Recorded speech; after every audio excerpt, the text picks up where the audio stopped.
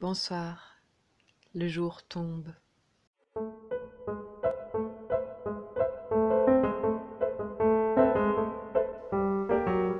Du beau avant le solstice, première nuit, feu de camp. Bonsoir, le jour tombe. Le jour tombe et je devrais allumer la lumière dans le salon, mais vissé sur ma chaise, je regarde l'interrupteur de loin. Je n'ai pas envie de cette lumière jaune d'intérieur. Alors le jour lentement tombe dans la pièce et dans sa chute entraîne la nuit. Le temps suspendu s'avance.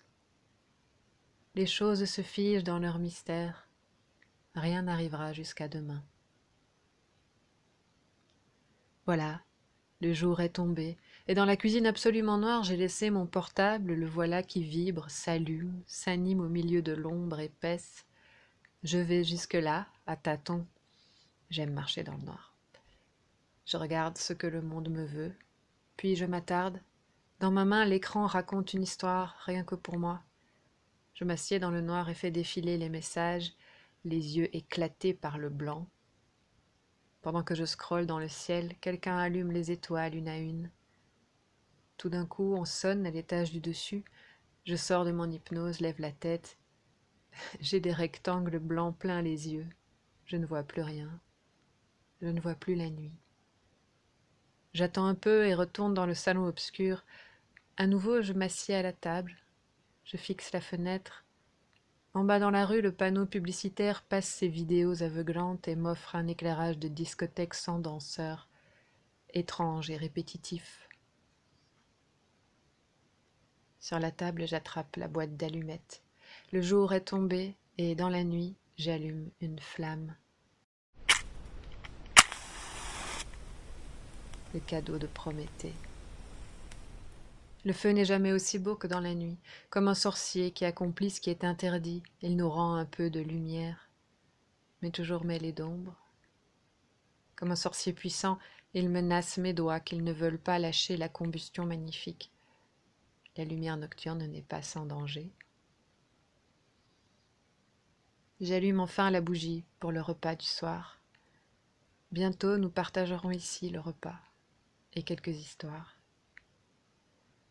Tout autour du monde, il y a des feux, et tout autour des feux, les hommes font cercle et se racontent des histoires pour conjurer la nuit. Les histoires aussi font de la lumière. Elles rendent le jour aux esprits égarés, tendent la main dans le bois sombre.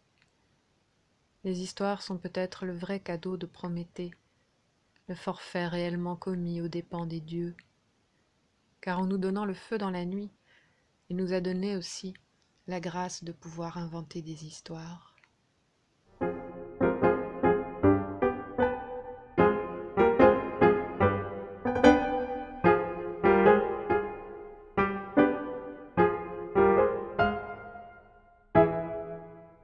À rebours de mon indécrottable nostalgie, voici un tableau du peintre américain Homer Winslow. Au plus près du monde, il montre ce qu'il voit sans chercher l'histoire. Et de plus en plus au fil du temps, à la fin du XIXe siècle, ce qu'il verra, c'est la nature et surtout la mer. Alors les hommes dignes d'entrer dans ces tableaux seront des pêcheurs, des hommes de la mer.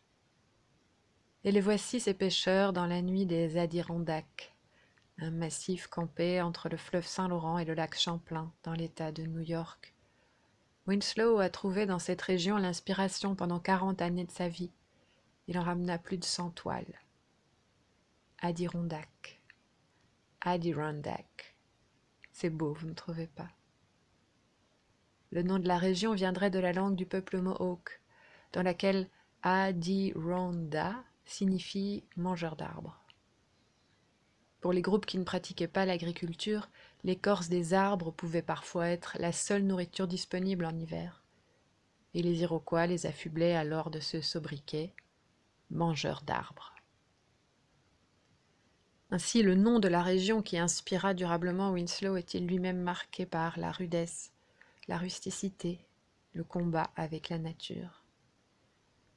Et voici les fatigues de nos deux pêcheurs, près du feu de camp, sous un cèdre déraciné.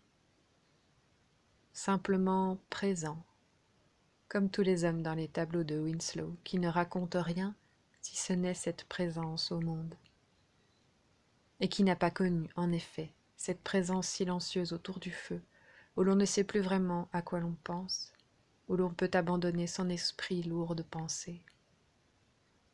Tout ici parle du travail et du repos, les instruments de la pêche raccrochés, et l'assoupissement après la journée de travail, l'abri conquis au milieu de la nature hostile, abri où poser le corps quand on revient de la mer, et jour après jour la nuit qui danse avec le jour, comme les étincelles qui craquent dans la nuit et s'envolent vers le ciel.